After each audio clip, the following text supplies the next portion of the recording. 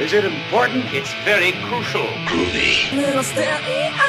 I'll say kick it, and you'll just kick it with a tasty groove, okay? 1, 2, 3, kick it. Woo! Oh, hi, Mark.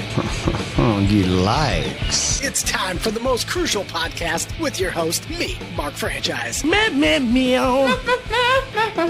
All right, welcome back to the most crucial podcast. It is Mark Franchise here. 1049 The Edge. Incredible guest with me today, a dude I've been looking forward to talking to for a long time. He's been in a bunch of movies, a bunch of horror films as well. You probably know him best from movies like Evil Dead 2. His work with Sam Raimi as well. Talking about our dude Danny Hicks joining us today. How's it going, brother? Hey, good, man. How you doing, Mark? Fantastic, dude. Thanks for hanging out with me today. I've been looking forward to talking to you for a while. Actually, you grew up not too far away from me, actually only a couple of miles down the road. I grew up in Rochester Hills, Michigan. You were born in Pontiac, right?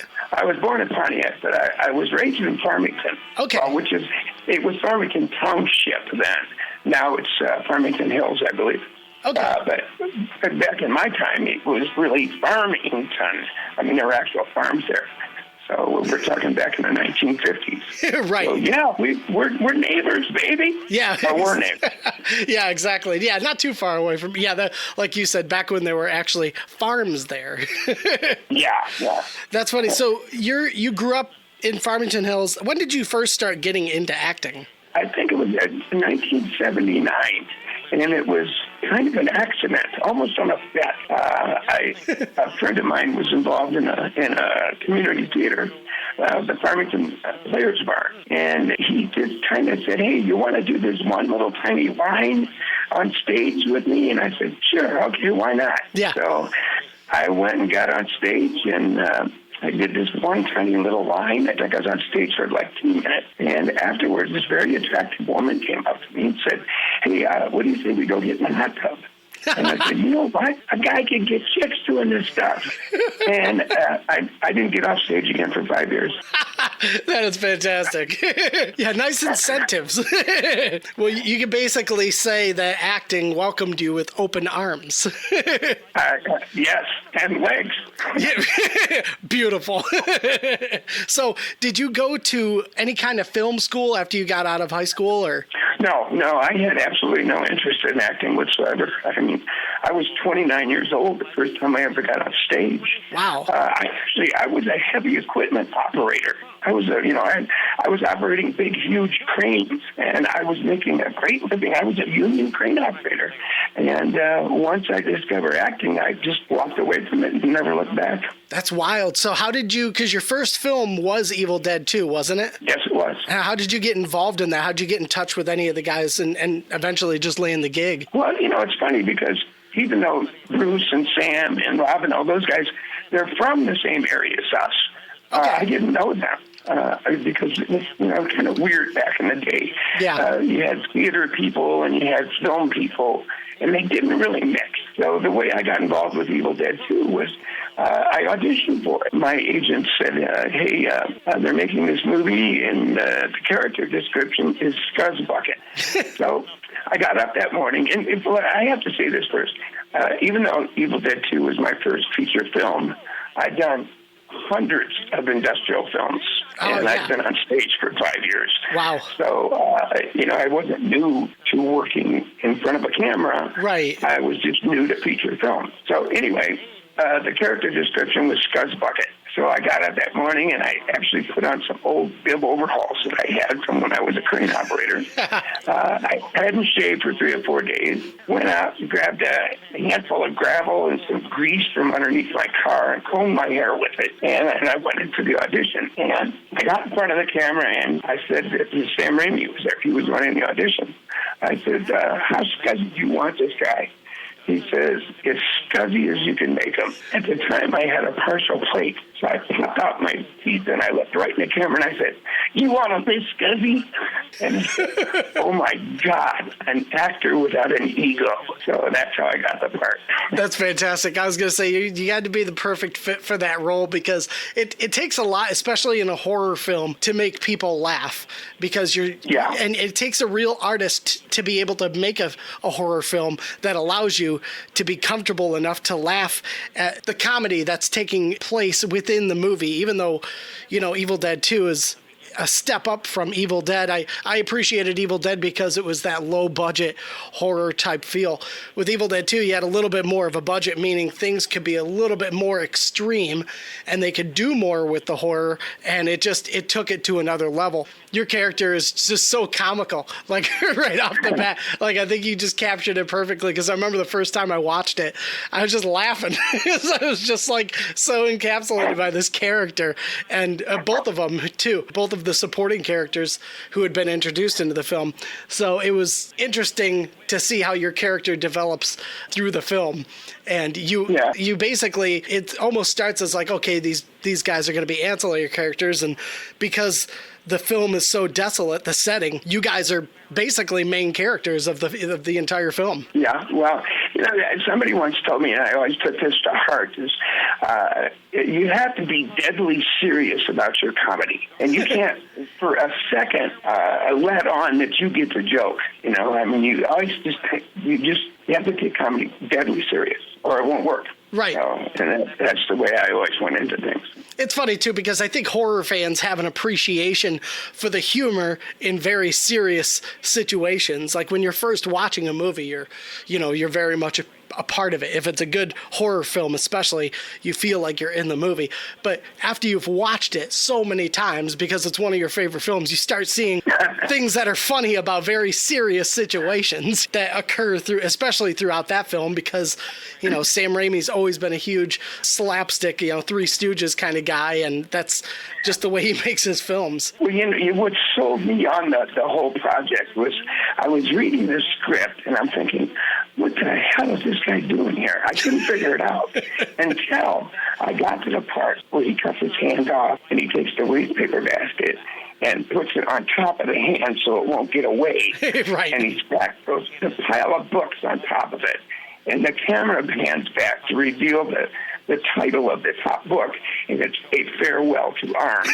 And when I read that, I thought, okay, I get it. Now I know what he's doing. I could understand the film from that point on. Yeah, and that film has become a huge cult classic, especially amongst horror fans. It's blown up so much, and I feel because of that too, that opened up a lot of doors for you as well. Like you said, you had tons of experience with acting before, but this was your first feature film, and then after that, it seems like your relationship with Sam Raimi and Bruce Campbell kind of flourished, because you started in Maniac Cop, Intruder, Darkman, all these films in the late 80s and early 90s you started getting roles in. Yeah, well, I got along with Sam incredibly well. I mean, Sam, to this very day, he's without a doubt the best director I've ever worked with.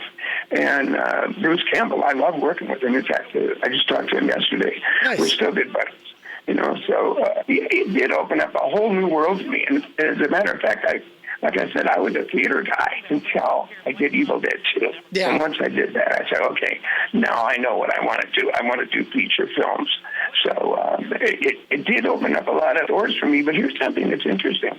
That movie wasn't nearly as popular when it was released as it is today. Really? I mean, today, and this absolutely amazed me. I was in Europe a couple of years ago, in Germany, signing autographs. People in Europe consider this movie, Evil Dead 2, one of the best movies ever made. Not the best horror films ever made. Wow. One of the best movies ever made.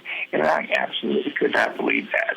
But it's the truth. That's wild. And I think this kind of goes back. We had an episode where Iron Maiden's original drummer came into the studio, and I was talking to him, Doug Sampson, and I think it goes back to my philosophy on just how entertainment is viewed over there, how music is viewed, film is viewed. It's not as disposable as it is here. We're surrounded by it constantly here in the States, and I think that's something that we take for granted that we're not privy to because we didn't grow up in Europe or in these other continents where it's not like that for them. Their lives are very different, so they view film and they view music at a little bit more of an appreciative level. Yeah, I think you're right. I think you're absolutely right. So you took a little bit of break from film in the mid to late 90s, and then you kind of returned in 2004 for Spider-Man 2. Were you doing any stage work in between that time? No, I'd gotten tired of the whole thing, and I just took a break for a while, and I actually had a square job. I can't really tell you what it was, but I actually got a real job for a few years,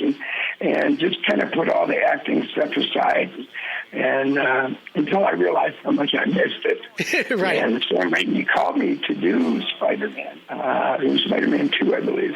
I don't know. I might have worked on Spider-Man 1, but I don't think I was on camera. I think I just did voice work for it. Okay. And I think in Spider-Man 2, I have one line, and I'm on camera for I don't know how long, but I was on that set for like 8 weeks. Wow. Okay. Now, I remembered how much I missed it, and I got back into it full time. And I've been kind of chugging along ever since then. Yeah, exactly. So, because we went to the premiere of My Name is Bruce at Royal Oak Music Theater. I remember I was getting some Chinese food, and I got so confused because I looked down, and here's this spread in the paper. I think it's Detroit News, and it said his name is Bruce, and it's a full front page of Bruce Campbell with his hand coming towards the lens. And for some reason, I related it to Bruce Almighty, and I got really confused for a second because I was like, wait a minute, that's not Jim Carrey. And then I was like, oh my God, it's Bruce Campbell. And I straight up just took that thing. I was like, I am taking that home. And then I started reading it, and I was like, oh my God, he's got a new movie out. I was like, we're going to this film premiere, hands down. So a bunch of us, we went to Royal Oak to see the movie. And I remember when you popped up in the film, I was like, oh my God, yes, that's awesome. Yeah, that was so much fun making that movie with Timmy Quill. And he was another Michigander, by the way. Oh, okay, yeah.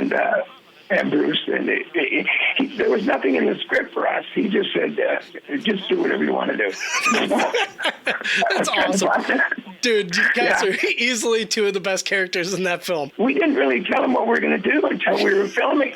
And he came up to us just before he rolled the cameras, and he said, what are you going to do? I said, well, we're going to make fun of, I'm going to make fun of Jake. Jim's going to make fun of the blacksmith from Army of Darkness. He says, okay, but I'm going to make you a gay couple. I go, oh, crap. Okay, whatever. If it's funny, if it works. Right. It totally worked, too, because it wasn't even, like, overbearing. It was just super subtle, which made it even more funny. Tim, I swear, if you watch that real carefully, if you watch that scene where Tim reaches over and grabs my hand and said, I wish I could quit you, I had no idea he was going to do that. And you can see me. I think I peed my pants just a little tiny bit. I'm trying so hard not to laugh. It was just like, I just couldn't believe he did that. That's awesome. That got one of the biggest pops out of the whole audience the whole night. It caught everybody off guard, but that was the beauty of that film. It was just so ridiculous and just so great. Everybody I've shown it to has loved it. And that kind of sparked you getting back into films, because since then you started doing a lot more films. I know Koreatown and, Pork Chop, Dead Season, and a whole bunch of other stuff as well, right? Yeah, I think just about every film role I've ever done in one way or another has something to do with Evil Dead 2. I mean, because that's what people know me from. Yeah. That's what they know my acting from, is Evil Dead 2. Directors that I've never heard of would, get a hold of me either through my agent or find me on Facebook or something. Yeah. And they'd say, hey, you want to do this part? And I said, well, how do you even know me? Well, Evil Dead 2, that's how they know me. So, unfortunately, they know me as Dan Hicks, which has got me in some trouble. Oh, yeah. Because, there was a musician named Dan Hicks, and he had a band called Dan Hicks and the Hot Licks. I don't know if you're familiar with him. Have you ever heard of him? No, I haven't. Okay, he did this weird kind of country, rockabilly, jazz, funk music, I guess. I don't know how to describe it, but I guess they had a couple of his albums. Huh. And I guess one day he was sitting around with a bunch of people, and they were pretty stoned, and all of a sudden he sees his name on the screen, Dan Hicks, and he got so pissed off that he was going to sue me. Oh, my gosh. So I had to go through it. Yeah, he was really upset. But we worked things out, and it turned out all right. That's good. He was very upset because of that. Jeez, just woke up in snap mode.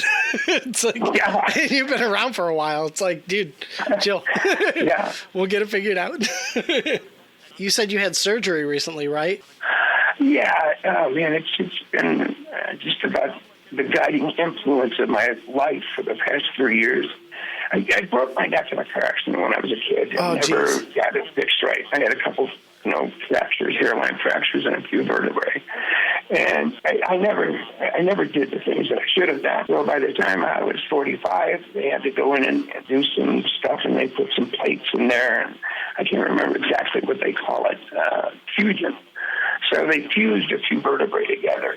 And then by the time I hit 65, my neck was just in such bad shape that they basically put about 8 pounds of titanium in my neck. Oh, my gosh. And, yeah, it's ugly to look at the x-rays. I mean, it looks like I've got a bicycle in my neck or something. So it really affected my voice and actually my whole life, basically, because I spent a lot of time in pain. And I had to have the surgery. I mean, there was no question. My vertebrae in my neck, they were just graded to the point where one good bump would either kill me or make me a quadriplegic. And I said, no, we can't have that. So yeah, exactly. Yeah, so there's no danger of that. Unfortunately, and I'm sure as anyone listening to me talk can tell, my voice is pretty much shot, but I'm still kicking. How long ago was the surgery? 2.5 years. Yeah. One of the things that's really bad about it, and your listeners will probably love this. Are you aware of any of the music that I've done? No, I didn't even know about it. Oh, yeah. And this also goes back to Evil Dead 2. I was doing a horror convention, and a vendor sitting next to me, whose name is Tim O'Sabin, started talking to me about music and about movies, and I was always a big music guy. I love music. Yeah. If when I was like 16 or 17 years old, if I could have done anything, I would have been a musician. Really? Unfortunately, I wasn't very good at it. But Tim O'Sabin is just, he's a world-class musician. So we got together and started, we formed a band. It's called Timo and Danny Hicks Brain Invasion. That's awesome. And I think we recorded 48 songs. Really? 3 different albums. Yeah. And it's available. In fact, I know you'll like this. It's on YouTube, The Ballad of Jake and Bobby Joe. Oh, That's the first song. We did a music video, and that was the first song we worked on together. That is amazing. Oh, yeah, you got to watch that, because I don't know how in the hell Tim did this, but he wrote the entire story of Jake and Bobby Joe to music. And it's got every important thing. It's got the Kandarian dagger in it. It's got everything you can imagine. So do yourself a favor and watch it when we get done here. You'll really appreciate it. Yeah, absolutely. I'm going to check that out. Do you guys have any like hard music, or is it just all digital right now? I think there's some hard stuff out there. I've got copies of everything, but I'm not really.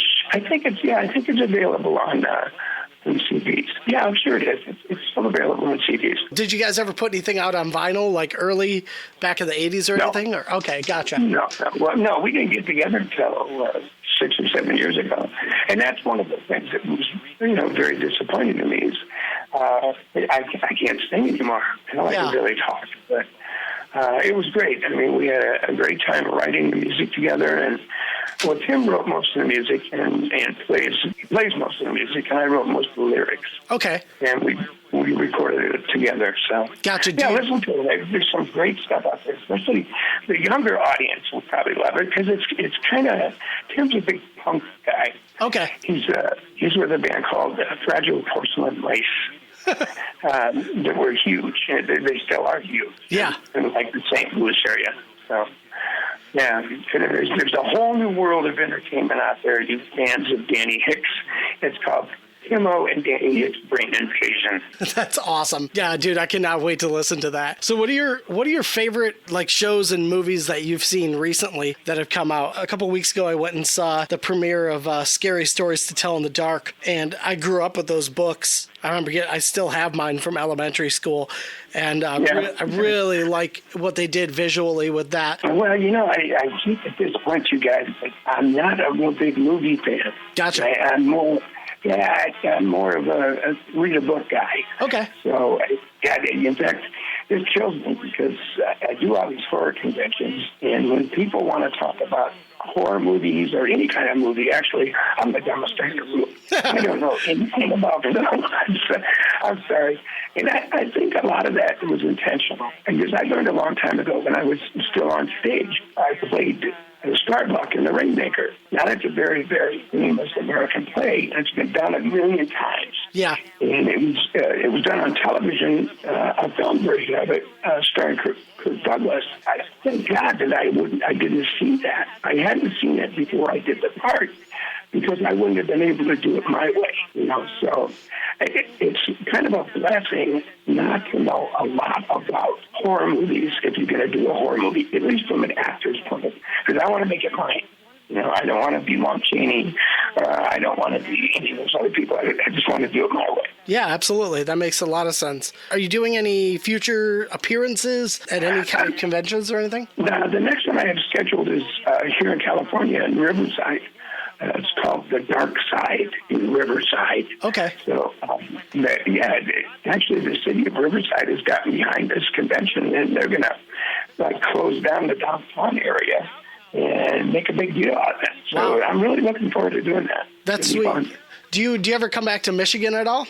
I was back there. It was probably 8 or 9 years ago now. Okay. They have a convention there. In fact, I think they have a couple of conventions there now. But I'm ready to come back, that's for sure. So there's one that I'm ready. I'm ready to come back. Nice. There is one that they just started. There's a band out here that used to be associated with the Insane Clown Posse. They're called Twisted, and Twisted hosts Astronomicon, which is a convention that they do out here. I think they just locked down Lloyd Kaufman from Trauma. Sure. Yeah, I know Lloyd. Yeah. So I think they just locked him down, and they do that. This is going to be their 3rd year. So, but give them my number. I'm ready. Where is it? Is it actually in Detroit, or is it in Kalamazoo? It's in Sterling Heights. Sterling Heights. Okay. And there's a lot of politics involved in horror conventions, unfortunately. Yeah. I've got an agent that I deal with, and his name's Dominic Massini, and he's a genius of agencies, and he's a great guy. So, awesome. Well, yeah, that'd be sweet. I don't like to deal with the politics part of it. So that's why I have and love Dominic Mancini. Right, exactly. Yeah, less that you got to deal with. Right. Where are you now, Mark? I live in a little town. It's a village a little west of Kalamazoo called Mattawan. Basically, I work in Kalamazoo, and I'm actually going to be moving back here in like a couple of months. So. Yeah. So, yep. Kalamazoo, before I became an actor, I helped build your sewage treatment plant. Really? Yeah. I was a heavy equipment operator. I was a crane operator when they were building a sewage treatment plant in Kalamazoo. That's pretty wild. Think of me, baby. Right? That's freaking sweet. Thanks for taking some time and talking to me, man. It's been a total pleasure. I enjoy doing these. Unfortunately, it's a little difficult for me now. I mean, I got up at 7 o'clock this morning and started drinking tea and lemon and honey and stuff, so I can talk at all. Well, I really do appreciate it. I really enjoy doing this stuff, so I'm happy to do it. Yeah, absolutely. I really do appreciate it. How long is there any kind of recovery time, or is it just something that, unfortunately, you have to live with? No, this is it. I'm recovered as far as I can recover. So, gotcha. Well, hopefully it doesn't get too bad for you, and you can keep crushing it out, and like you said, keep making appearances, because you got a lot of fans all over the world. And obviously, like you said, in Europe, they're just crazy about Evil Dead 2, and obviously your other work too. We know you're on Facebook as well, right? Yes, I am. Yeah, in fact, I've got a fan page too. The fan page is just Danny Hicks fan page. Okay. So it's not real hard to find. And then I am on just Facebook. You can find me. Awesome. Well, I'm sure talk to me, people. I enjoy it. You're one of the cool ones, man, because there are some really cool guys that I've admired growing up, watching their films, and have been inspired by, and it's really sweet when they kind of give that back to their fans and show they really do appreciate their support. That's so incredible and so good to hear. And I hear it a lot. I mean, I've done a lot of these horror conventions, and it's just amazing to me that that there are so many people out there that it's just indescribable to me. I mean, that they just love these movies, and they love coming out to all conventions and getting to talk to the people that made these movies. And I love giving back to them. I mean, it's a lot of fun. I really enjoy it. That's awesome. Well, we enjoyed having you on the Most Crucial Podcast today. Thanks so much, Danny Hicks. Check him out on Facebook, and I'm going to check out this song on YouTube right now. Okay. I think there's only one music video, but I think there's 38 songs that we did, if I remember. Wow. Right? So, and yeah, you'll get a kick out of them. They've got a definite punk flavor to them, and there's nothing like a 65-year-old making music. You know? So, Heck yeah, that's awesome. Yeah. Will do. Thanks, Danny. Appreciate it, brother. Thank you, Mark. Thank you very much.